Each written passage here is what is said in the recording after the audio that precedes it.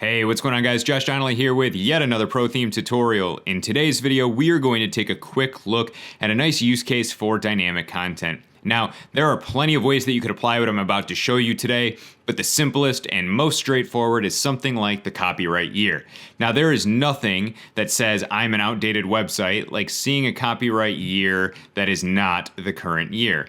But it's also painstaking for either your clients or you to remember to constantly go in and update this year after year. Now, there are other tricks and plugins that you can use across WordPress to solve for this, but this is built into Pro and is super easy. So let's go take a look. When we jump into our builder here, you're gonna wanna make sure that if it's your footer, you are in the footer builder. If you're putting this in your header, you're in the header builder. So you do wanna make sure that you are in the correct builder. Here I am in the footer builder. I know this because of this little headline right here. So what I am going to do is edit this.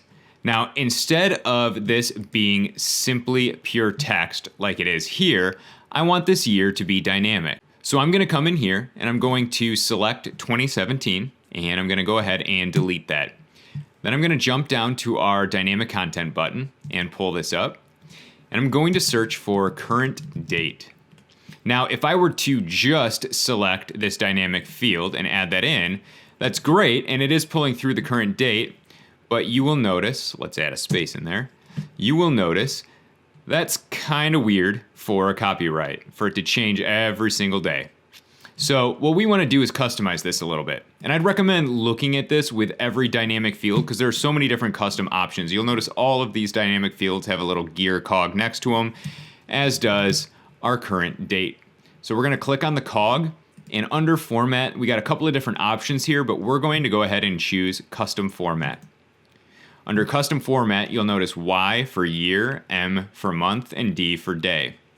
We're gonna go ahead and just put in a Y because all we want is the year. So you'll notice what that does is says dynamic content, global, date, format, just the year. Now, what does this do?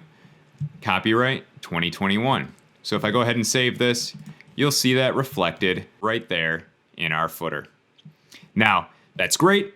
When the year changes to 2022, that will automatically update across all of my websites. Again, so many different use cases for this across your site build, but the copyright is a great way to see this in action.